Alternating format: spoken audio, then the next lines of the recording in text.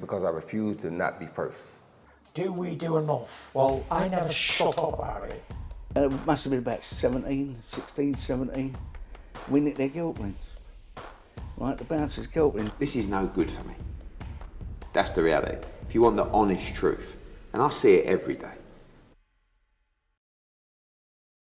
Me and what I do and don't do with our eight-legged friends, I'm here to fight, man. I ain't here to muck about.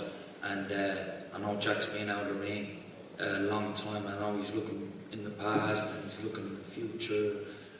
But just know I'm coming Friday night, Saturday night. I guess for Jack, you know, the fantastic performance against Josh Taylor, it was a long time ago now, he has been inactive, and the pressure on him, I guess people expected him to win, but win well to make a statement after Josh Taylor fight. Obviously you've got completely different plans, but big pressures on him, and do you see no pressure on you other than the pressure from yourself? You could completely shake up the division. I'm here, like, you just look, the last time I did the bookies had me 5-1, now 10-1. There ain't no pressure on me. I'm here just to do me, you know. I'm here expected to lose. I'm not one of those boys that come to lose. I'm coming to win, and I fully believe I will win. You know, undisputed champion or not, I'm not a judge. I wasn't scoring that fight, but you know, it was a close fight. For me, you got to take it off the champion. There was rounds when he dropped him in the 5th or 6th round, and he walks over the ring and lets Taylor engage him in a clinch. What are you doing, man? This is your chance. You've dropped the undisputed champion. Go, get him out of there. You start holding him in the 10th, 11th round, get points taken off. Hold him on. Like, nah, I don't know, man. That's like, I see weaknesses in Jack's game, and I'm looking forward to exploring them. I've seen your comments about levels, you know, it's quite a standard phrase that on levels above, and it's about levels, and he said that about you. You don't see that, you see yourself on the same level as Jack Catterall. I want to know what levels, like, what, who's his best win? His best win is probably nosebleed, right? You know nosebleed?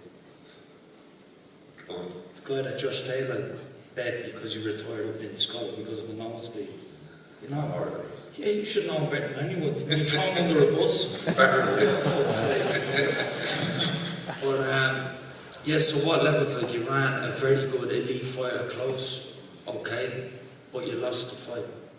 And apart from that nosebleed, yeah, you bet Tyrone McKenna, majority decision. I lost. I'm a completely better fighter since then.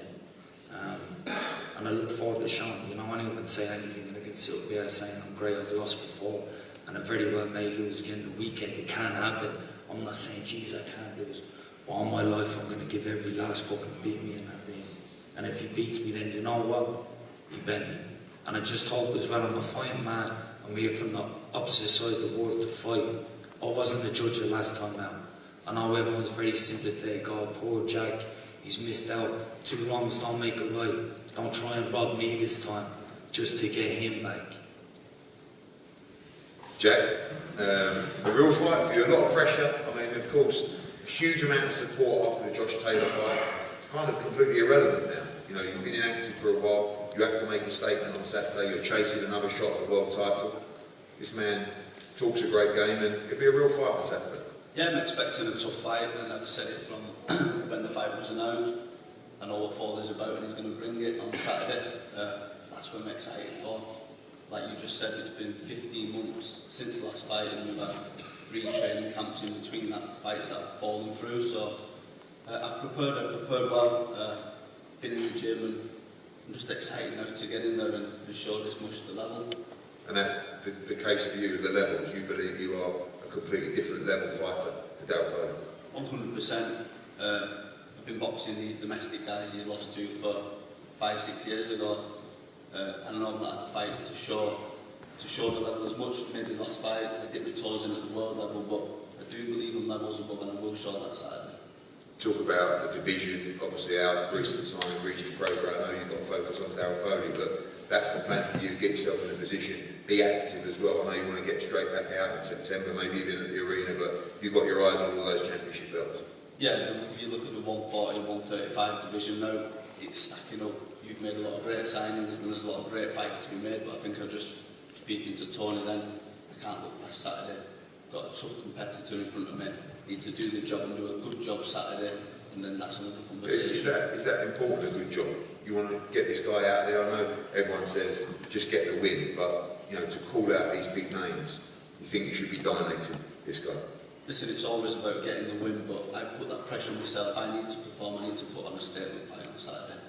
And finally, Manchester, fantastic to be back, sold a huge amount of tickets as well. Good to be back on home soil and a huge moment for your career. Yeah, Manchester's buzzing, it's nice to be back, the weather's been nice and there's been a lot of support since the last fight and a lot of people are turning up to tune in Saturday.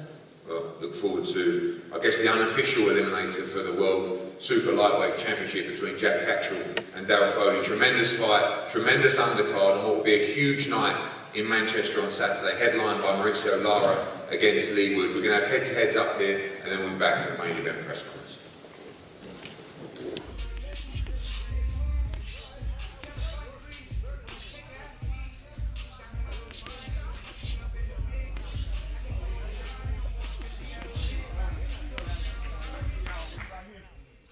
Because I refuse to not be first. Do we do enough? Well, I never shut up about it. It must have been about 16, 17. We nicked their guilt rings. Right, the bouncer's guilt rings. This is no good for me. That's the reality. If you want the honest truth, and I see it every day,